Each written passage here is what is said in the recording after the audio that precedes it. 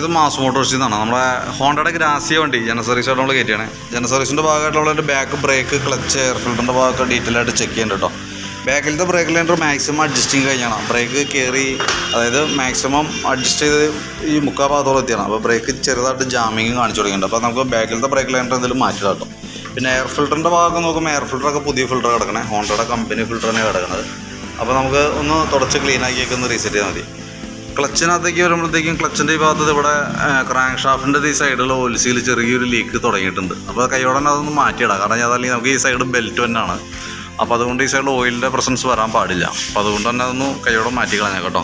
ഇതിൻ്റെ variator body roller പിന്ന് കാര്യമുള്ള roller സെറ്റൊക്കെയാണ്. Normal ഈ base drive ഈ ഫേസ് കംപ്ലീറ്റ്, അതായത് ഈ യൂണിറ്റ് ഉണ്ടല്ലോ, ഈ വേരിയേറ്റർ ബോഡി എന്ന് പറയുന്ന ഈ യൂണിറ്റ് തേമാനം തുടങ്ങിയിട്ടുണ്ട്. അതിൻ്റെ ഉള്ളിലൊക്കെ അത്യാവശ്യം ഒരു തുരുമ്പിൻ്റേതായിട്ടുള്ള പ്രസൻസൊക്കെ കാണിച്ചു തുടങ്ങിയിട്ടുണ്ട്. അത് നെക്സ്റ്റ് സർവീസിലൊക്കെ നോക്കിയിട്ട് നമുക്ക് പ്രോബ്ലം ആണെങ്കിൽ അടുത്ത സർവീസിലൊക്കെ മാറ്റേണ്ടി വരും കേട്ടോ. കാരണം ഇത് എത്രയും പ്ലേ ഉണ്ട് ഇപ്പോൾ നിലവിൽ, ഇപ്പോൾ തന്നെ അത്രയും കാണിക്കുന്നുണ്ട്. അപ്പോൾ ചെറിയൊരു സൗണ്ട് വേരിയേഷൻ കാണിക്കും ഈ ക്ലച്ചിൻ്റെ ഭാഗത്ത് നിന്ന് കേട്ടോ.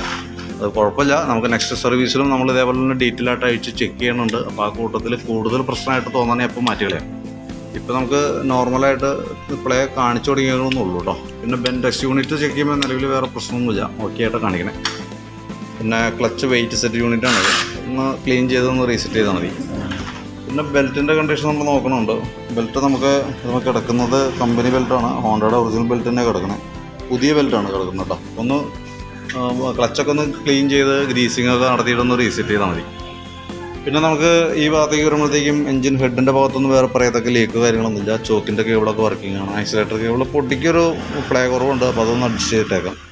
പിന്നെ ഫ്രണ്ട് വീലിൻ്റെ ഭാഗത്തേക്ക് വരുമ്പോഴത്തേക്കും ഫ്രണ്ട് ബ്രേക്കും കൂടി നമ്മളൊന്ന് അഴിച്ച് ക്ലീനിങ് ഒക്കെ നടത്തും കേട്ടോ. കാരണം ബ്രേക്ക് പിടിക്കുമ്പോൾ ഒരു ജാമിങ് ഒക്കെ കാണിച്ചിട്ടുണ്ടാവും. ഒന്നാമത് ഈ മഴയുടെയാണ്, വെള്ളത്തിൻ്റെ പ്രസൻസ് വന്നിട്ടായിരിക്കും ബ്രേക്ക് ക്യാമിൻ്റെ ഉള്ളിലൊക്കെ തുരുമ്പിൻ്റേതായിട്ടുള്ള ക്ലാവ് പോലെയൊക്കെ വന്നിട്ടുണ്ടാവും.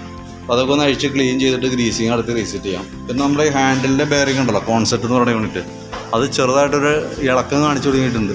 അപ്പോൾ അതൊന്ന് അഡ്ജസ്റ്റ് ചെയ്താൽ മതി. നമുക്ക് വേറെ ഇപ്പോൾ തൽക്കാലം വേറെ ഒന്നും ചെയ്യേണ്ട, ആടിയുള്ളത് അഴിച്ചിട്ടൊന്ന് അഡ്ജസ്റ്റ് ചെയ്ത് വിടാം. അല്ല നമുക്ക് ഓൾറെഡി ജനറൽ സർവീസിലുള്ളതാണ്, അപ്പോൾ അതിന് കൂട്ടത്തിൽ കൂടെ നമുക്ക് ചെയ്തു പോകും.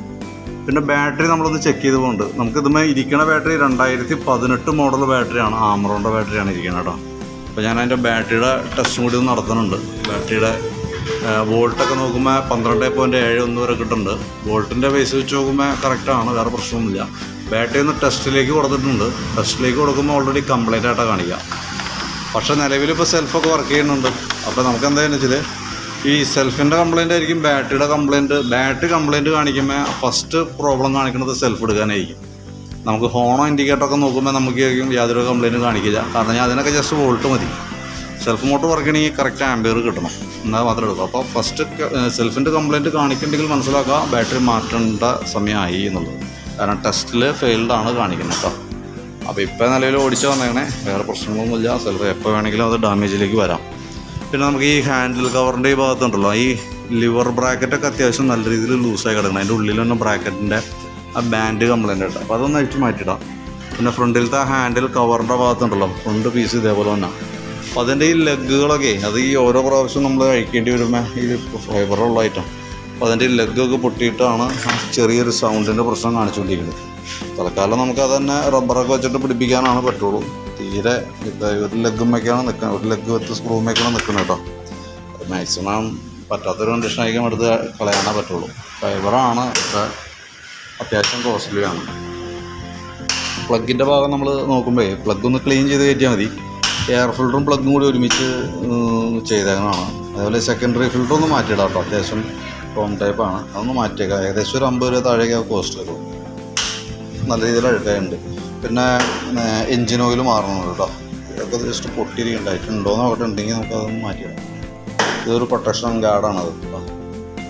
അപ്പോൾ ഞാനതിൻ്റെ ഏകദേശം ഒരു എസ്റ്റിമേറ്റ് നോക്കിയിട്ട് അതിൻ്റെ ഡീറ്റെയിൽസ് ഒന്ന് വാട്സാപ്പിലേക്ക് സെൻഡ് ചെയ്ത് തരാം. നമുക്ക് മാറ്റേണ്ട തന്നെ പാർട്സ് ഒന്ന് ബാക്കിലത്തെ ബ്രേക്ക് ലൈൻഡർ മാറ്റിയിടാം. പിന്നെ എൻജിൻ ഓയിൽ മാറ്റാം.